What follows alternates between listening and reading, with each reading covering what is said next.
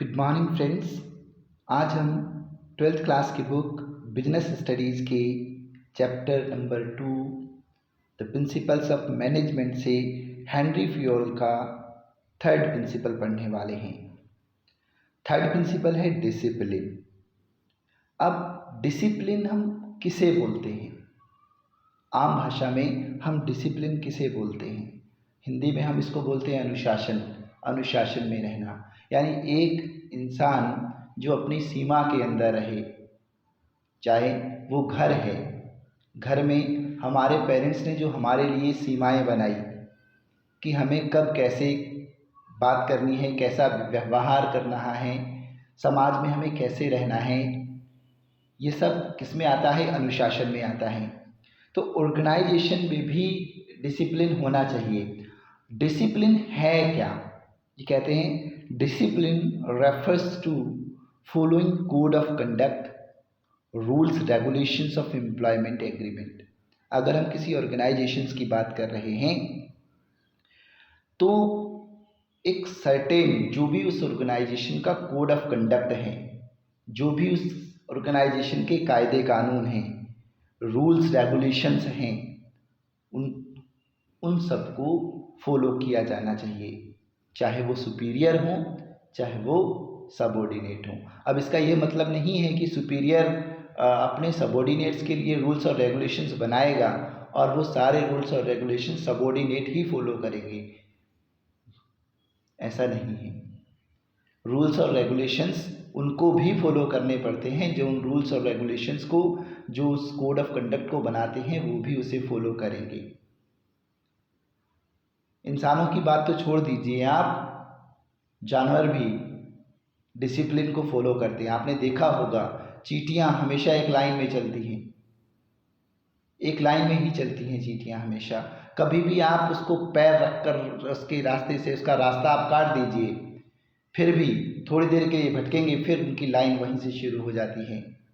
अगर आप लोगों ने कौवे को देखा हो तो कौवा कभी भी बिना नहाए कुछ खाता नहीं है।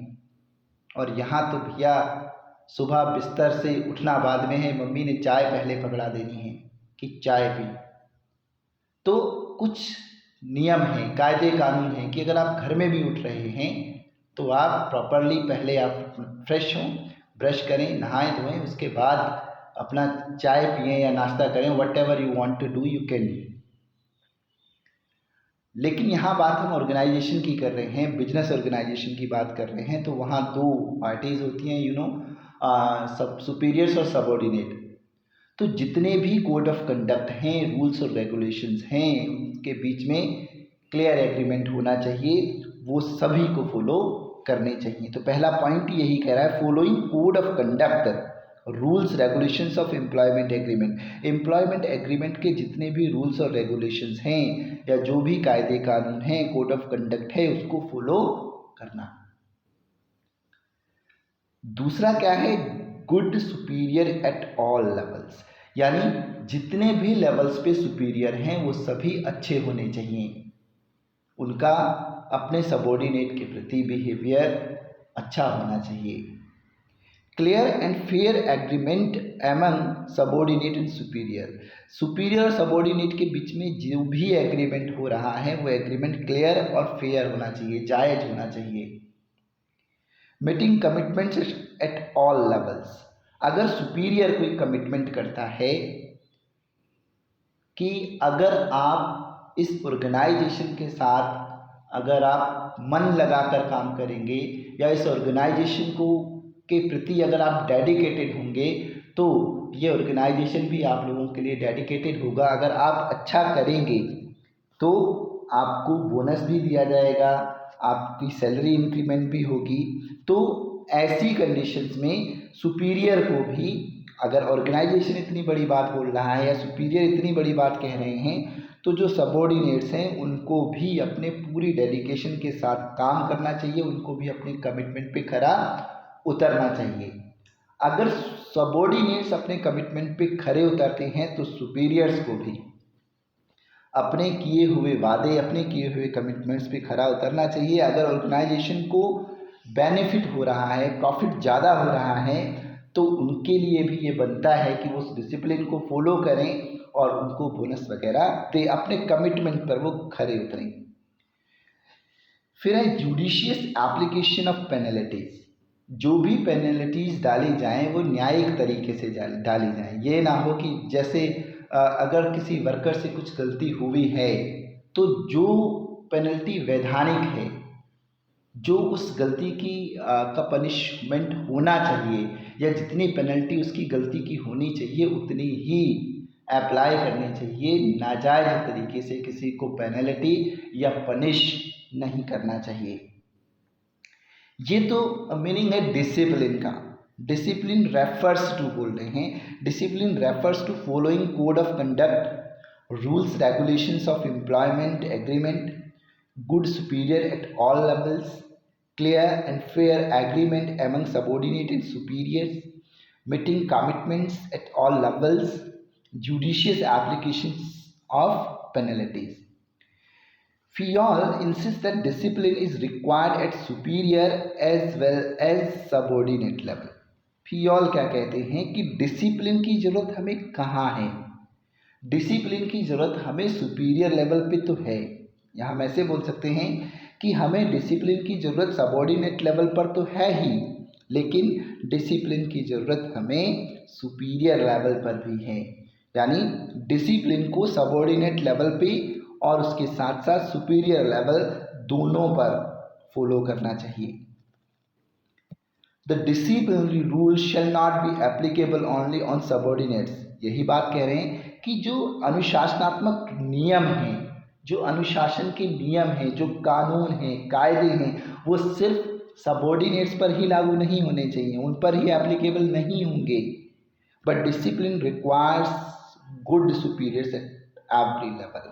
लेकिन डिसिप्लिन को जरूरत, डिसिप्लिन को फॉलो करने के लिए यानी हर लेवल पे जो सुपीरियर्स हैं वो अच्छे होने चाहिए।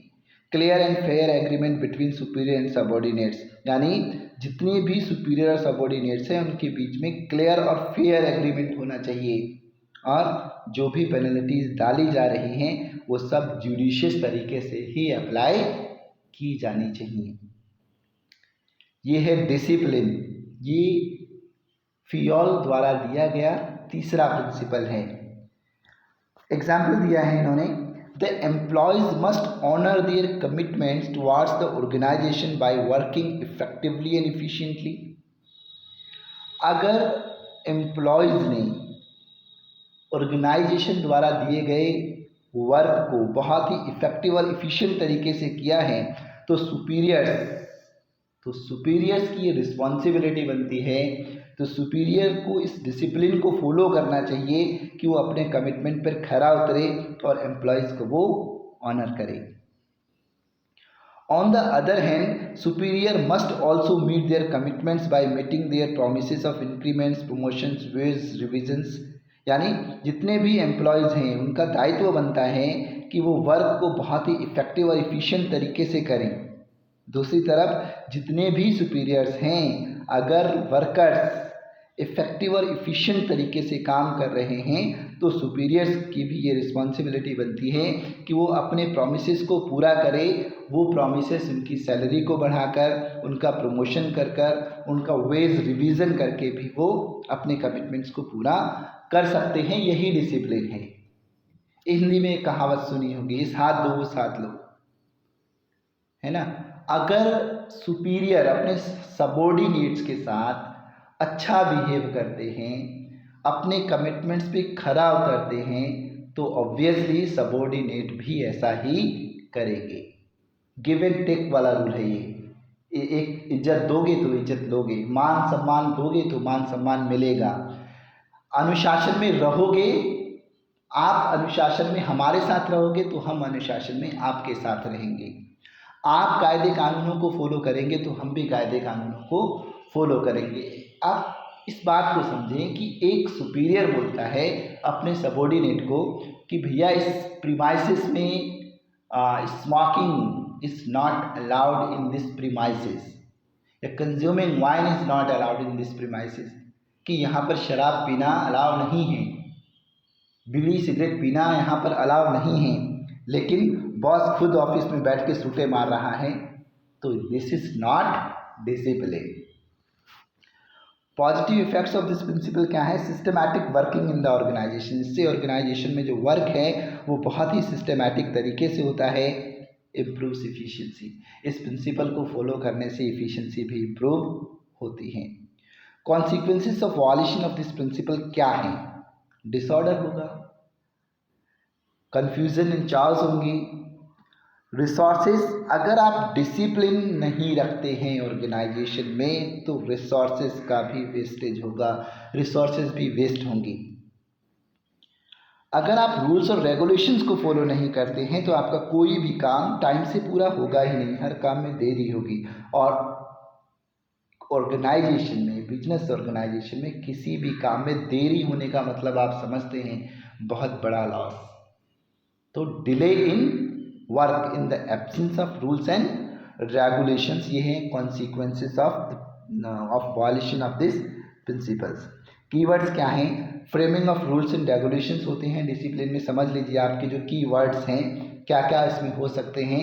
इसमें कायदे कानून होने चाहिए, कोड ऑफ कंडक्ट को फॉलो करना है, और जितने भी सबॉर्डिनेट्स हैं या सुपीरियर्स हैं वो सभी अपने अपने कमिटमेंट्स को पूरा करेंगे, और सुपीरियर सबॉर्डिनेट के बीच में क्लियर और फेयर एग्रीमेंट होना चाहिए, और जितने भी पेनल्टीज़ की एप्लीकेशंस हैं उनको जुडिशियस तरीके से अप्लाई किया जाना चाहिए। ये 5 पॉइंट हैं जो आप फिंगर्स पे भी ध्यान में रख सकते हैं, जैसे फ्रेमिंग ऑफ रूल्स और regulations, following code of conducts, meeting of commitments by subordinate as well as superiors, clear and fair agreement between superior and subordinates, judicious applications of penalties.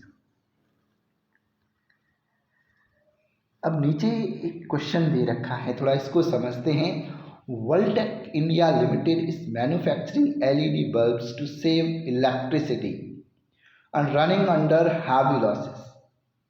वर्ल्टेक India Limited क्या करती है? LED bulbs बनाती है ताकि जिससे electricity को save किया जा सके, लेकिन प्रॉब्लम ये है, समस्या ये है कि ये कंपनी बड़े नुकसान में चल रही है। To revive from the losses, और इस लॉसेस से बाहर निकलने के लिए the management thought of shifting the unit to backward area. तो मैनेजमेंट ये सोचता है कि इस ब्रांच को, इस यूनिट को किसी पिछड़े एरिया में ले जाते हैं, बैकवर्ड एरिया में ले जाते हैं, जहाँ लोगों के पास काम नहीं होता, जहाँ पर सुविधाएं नहीं हैं। वहाँ पर फ़ायदा क्या होगा? Where labour is available at low cost, जहाँ पर लेबर बहुत ही लो कॉस्ट में अवेलेबल हो जाती है। सीधी सी बात है, बैकवर्ड एरिया होगा तो लोगों के पास वहाँ पर काम नहीं होता है, और जहाँ पर लोगों के पास काम ना हो वहाँ पर लेबर बहुत सस्ती मिल जाती है। The management also ask workers to work over time without any additional payment. Management वहाँ के वर्कर्स को ये भी बोलता है कि हम आपको एडिशनल पेमेंट नहीं देंगे, लेकिन आप लोगों को हमारे साथ ओवर टाइम वर्क करना पड़ेगा। And promise to increase to wages the workers after achieving this missions. और एक बार अगर वो अपने टारगेट को पूरा कर लेते हैं तो वो वादा करते हैं कि वो उनको एडिशनल पेमेंट देंगे, या उनकी सैलरी को या उनकी मजदूरी को वो बढ़ाएंगे। With in A short period the company started earning profits, और बहुत ही कम समय में कंपनी को फ़ायदा होने लगा।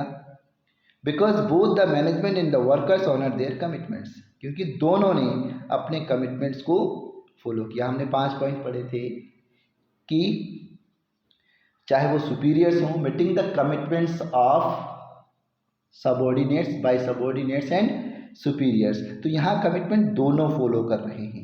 तो जहाँ कमिटमेंट की बात हो रही है, कमिटमेंट को पूरा करने की बात हो रही है, तो सीधा सा फंडा है कि कौन से प्रिंसिपल को अप्लाई किया जा रहा है। क्वेश्चन भी शायद यही है, state the principle of management describe in the above para.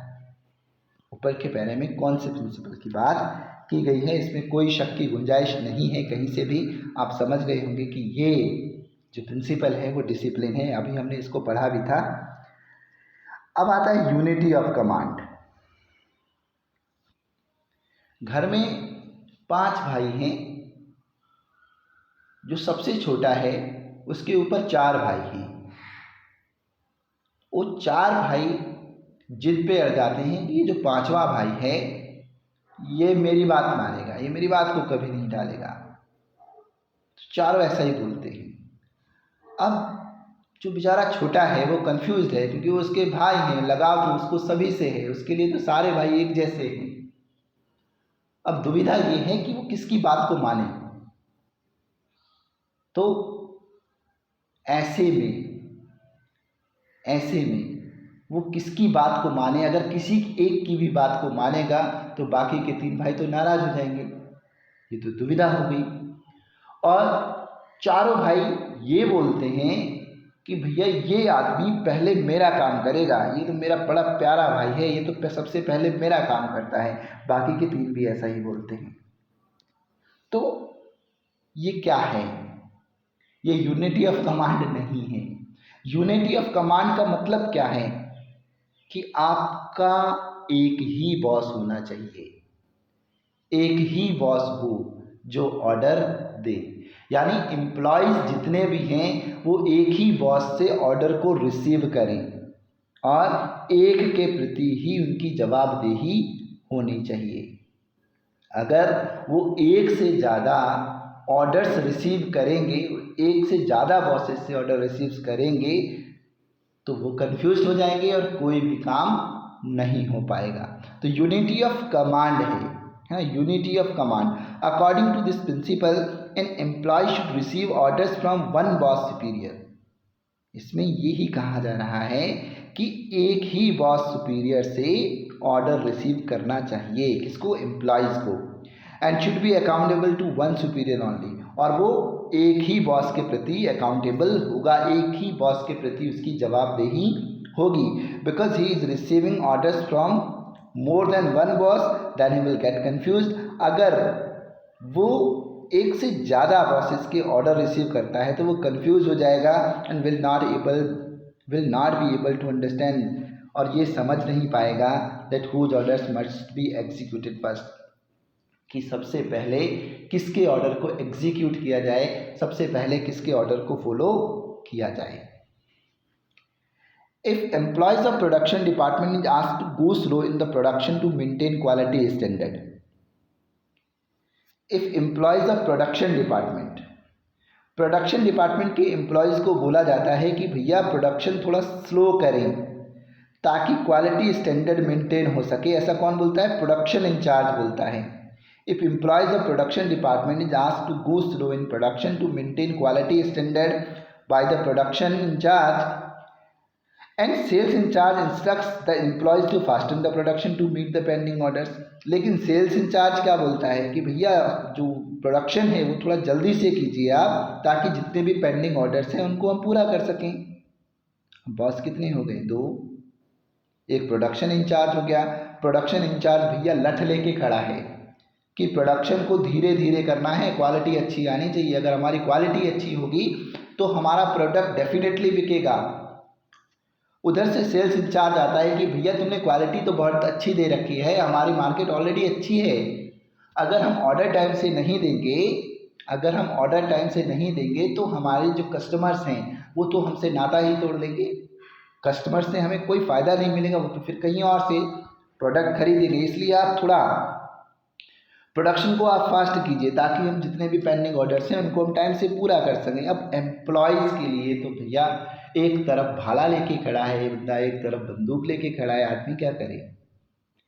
In this situations employee will get confuse to whose instruction must be followed by. इस सिचुएशन में एम्प्लॉयज़ कन्फ्यूज हो जाते हैं कि वो पहले किसके इंस्ट्रक्शंस को फॉलो करें। तो फियोल का प्रिंसिपल क्या कहता है? फियोल का प्रिंसिपल कहता है कि ऐसा नहीं होना चाहिए कि एम्प्लॉयज़ को सिर्फ एक ही बॉस ऑर्डर करे और वो एक ही बॉस के लिए अकाउंटेबल हों, तभी काम अच्छा होगा। Positive effects of this principle क्या है? No confusion in the mind of subordinates. इसमें किसी भी तरह का कन्फ्यूजन नहीं रहेगा। नो ईगो क्लैशेस, किसी भी तरह के ईगो क्लैशेस नहीं होंगे। इम्प्रूव्स इफेक्टिवनेस इन वर्किंग, और काम में इफेक्टिवनेस आएगी। Violation of this principal will lead following consequences. अगर इस प्रिंसिपल को हम तोड़ देते हैं तो भैया तो क्या नुकसान हो सकते हैं? दुष्परिणाम क्या हो सकते हैं? Confusion in the mind of employees, confusion रहेगा, ये तो हमने पढ़ा ही। प्रोडक्शन इंचार्ज बोलता है भैया स्लो प्रोडक्शन करो, सेल्स इंचार्ज बोलता है फास्ट प्रोडक्शन करो भैया, पेंडिंग ऑर्डर्स पूरे करने हैं। तो एम्प्लॉयज के दिमाग में क्या रहेगा? कन्फ्यूजन रहेगा। Subordinate will get chance to escape from his responsibilities by giving excuses, और ऐसे में सबऑर्डिनेट को क्या मिलेगा? मौका मिल जाएगा। ना तो वो स्लो प्रोडक्शन करेगा, ना वो फास्ट प्रोडक्शन करेगा, वो तो कुछ करेगा ही नहीं, वो तो चुपचाप बैठा रहेगा। उसको तो बहाना मिलेगा कि भैया जान छूटी। प्रोडक्शन वाला पूछेगा, प्रोडक्शन इंचार्ज पूछेगा, तो उससे मैं बोलूँगा कि सर मैं तो प्रोडक्शन स्लो कर रहा था, लेकिन उसने आके मुझसे कहा मैं तो कन्फ्यूज़ हूँ, मैं क्या करूँ। उन्होंने आके उस ऑर्डर को रुकवा दिया कि भैया करना है तो फास्ट करो, फास्ट मैं कर नहीं सकता क्योंकि आपने तो मुझे क्वालिटी मेंटेन करने के लिए बोला है। अब मुसीबत, अब वो उनके बीच में ईगो क्लैश है। अच्छा उसने ऐसा बोला, चलो ठीक है मैं देखता हूँ।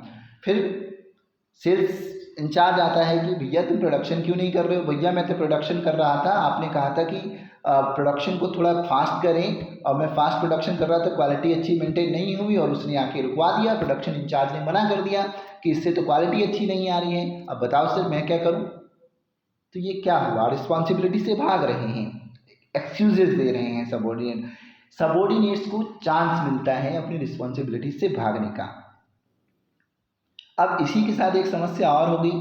सबऑर्डिनेट ने बोला कि मुझे सेल्स इंचार्ज ने मना किया है प्रोडक्शन को स्लो करने के लिए, वो कह रहे हैं कि फास्ट करो, और मैंने उनसे कहा कि भैया नहीं मैं तो सर की बात मानूंगा, प्रोडक्शन इंचार्ज सर की बात मानूंगा, क्वालिटी मेंटेन करनी होगी।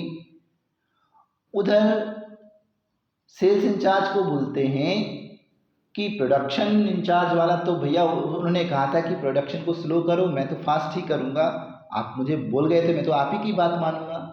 अब इससे क्या है? अच्छा उसने ऐसे बोला, प्रोडक्शन इंचार्ज बोला, अच्छा सेल्स मैनेजर को आता क्या है, इसने क्या बोला? तो इनके बीच में क्या हुआ? ईगो क्लैशेस हो गए, अलग अलग सुपीरियर्स हैं। Difficulty in maintaining discipline in the organisation, और अगर ऐसा रहता है तो ऑर्गेनाइजेशन में डिसिप्लिन को हम फॉलो नहीं कर सकते, डिसिप्लिन को हम मेंटेन नहीं कर सकते हैं। अब देखिए ये भैया हमारे पास आ रखा है नीचे इस राइट वाले एग्जाम्पल में। देखिए एक ही बॉस है, एक बॉस ए को भी, बी को भी, सी को भी, डी को भी, ई को भी इंस्ट्रक्शन दे रहा है, एक ही बॉस। और ये जितने भी हैं वो एक ही बॉस के लिए अकाउंटेबल भी हैं, लेकिन पास में खिचड़ी पका रखी है। नीचे 5 एम्प्लॉयज़ हैं, ऊपर 3 बॉस हैं, है ना। 3 बॉस, पांचों को अलग अलग इंस्ट्रक्शन दे रहे हैं, तो ये क्या करें? यानी एक आदमी के पास कितने कितने इंस्ट्रक्शन हो गए? 3 बॉस हैं। तो वो ये कंफ्यूज रहेंगे कि भैया मैं किसके ऑर्डर को फॉलो करूं, मेरे पास तो 3 ऑर्डर हैं। एक बोलता है कि भैया प्रोडक्शन धीरे करो, दूसरा बोलता है भैया प्रोडक्शन फास्ट करो, है ना। तो ये क्या है? अब मैं इसमें से क्या फॉलो करूं? तो इनको बचने का मौका इसमें मिलता है, ये अपनी रिस्पॉन्सिबिलिटी से भागने के बहाने ढूंढते हैं ताकि इनको काम ना करना पड़े। फियोल इस चीज़ के सख्त खिलाफ है। फियोल बोलते हैं कि भैया एक ही बॉस होना चाहिए, एक ही बॉस से ऑर्डर रिसीव करने चाहिए ताकि वर्क सिस्टमेटिक तरीके से चल सके, वर्किंग इफेक्टिवनेस तरीके से हो सके। यूनिटी ऑफ कमांड के कीवर्ड्स क्या हैं? Orders from one boss only, ये तो हमने समझा कि एक ही बॉस होना चाहिए, वन मैन आर्मी, है ना, एक ही आदमी हो, उसके बाकी उसके नीचे नीचे आदमी हो उसकी। मोर than one boss confuse the subordinates, अगर एक से ज़्यादा बॉस होंगे तो ये वाली कहानी हो जाएगी, ये वाली कहानी हो जाएगी। अगर एक से ज़्यादा बॉस होंगे तो एक बॉस होगा तो ये वाला होगा। कॉन्ट्राडिक्ट्स फंक्शनल फोरमैनशिप टेक्निक, और इससे क्या होगा? जब हम फंक्शनल फोरमैनशिप टेक्निक को फॉलो करेंगे तो लोगों के बीच में, सुपीरियर्स के बीच में कॉन्ट्राडिक्शंस हो जाएगा। वो बोलेगा कि मैं सुपीरियर हूँ, दूसरा बोलेगा कि मैं सुपीरियर हूँ, इसको कुछ नहीं आता। तो पहला बोलेगा कि इसको क्या आता है, इससे ज़्यादा तो मुझे पता है। ये सब चीज़ें, इन चीज़ों को हम तभी अवॉइड कर सकते हैं हम जब प्रिंसिपल, हम यूनिटी ऑफ कमांड के प्रिंसिपल को फॉलो करें। Vijay work as a plant superintendent in a shoe manufacturing company. Shoe manufacturing company में प्लांट सुपरिंटेंडेंट है भैया विजय भैया। हमारे विजय भैया प्लांट सुपरिंटेंडेंट के रूप में एक शू मैन्युफैक्चरिंग कंपनी में काम करते हैं। Due to increase in demand, क्योंकि डिमांड बढ़ रही है, the sales manager insisted the workers to faster the production. Sales manager बोलता है कि भैया प्रोडक्शन को फास्ट कर दो, थोड़ा प्रोडक्शन की थोड़ी स्पीड बढ़ा दो। The production manager asked the workers to work over time instead of increasing the speed to maintain the quality of production. लेकिन प्रोडक्शन मैनेजर बोलता है कि भैया आप एक काम करो, आप जिस स्पीड से काम कर रहे हो उसी स्पीड से काम करो, हाँ, ताकि क्वालिटी मेंटेन रहे। हाँ, ये आप कर सकते हैं कि आप थोड़ा वर्क ओवर टाइम कर लें, यानी फास्ट प्रोडक्शन करने की बजाय आप वर्क ओवर टाइम करें तो आपका टारगेट भी पूरा हो जाएगा और क्वालिटी भी मेंटेन रहेगी। अब ये तो दो बॉस हो गए। Where is the finance manager is strictly against the practice of over time. जबकि फाइनेंस मैनेजर बोलता है कि भैया मैं नहीं दूंगा पैसा फालतू, 1 रुपया भी नहीं दूंगा, आप जितने घंटे काम करवा रहे हो उतने ही घंटों में काम करवाइए, मेरे पास पैसा नहीं है। 8 घंटे का काम है तो आप 8 घंटे ही काम करवाइए, अगर आप ज़्यादा टाइम काम करवाएंगे तो पैसा मैं नहीं दे पाऊंगा। लो, 3 बॉस हो गए। Because it will increase the cost of production, क्योंकि इससे क्या होगा, कॉस्ट ऑफ प्रोडक्शन बढ़ेगी। जब वर्कर्स ओवर टाइम काम करेंगे तो उनको पैसा भी तो चाहिए। Identify and explain the principle of management violated in the above case. समझ में आ गया होगा कि कौन सा प्रिंसिपल है ये, है ना, यूनिटी ऑफ कमांड है जिसको इसमें वायलेट किया जा रहा है, क्योंकि एक एम्प्लॉयज़ के पास 3 बॉस हैं और तीनों बॉस अपना अलग अलग काम करवाना चाहते हैं। तो ये आज हमने 2 प्रिंसिपल पढ़े हैं। हमने पढ़ा डिसिप्लिन और हमने पढ़ा यूनिटी ऑफ कमांड। ऐसे ही 10 मोर प्रिंसिपल हैं हेनरी फयोल के। इस बार मेरी क्लास थोड़ी लेट थी, उसके लिए मैं आपको सॉरी बोल दूं, थोड़ा सा मैं बिजी था। लेकिन जो भी स्टूडेंट्स इस क्लास में नए हैं, है ना, अगर उनको ये क्लास अच्छी लग रही है तो भैया चैनल को सब्सक्राइब भी कर लिया करें, ताकि आने वाले क्लासेस के नोटिफिकेशंस आपको मिलते रहें।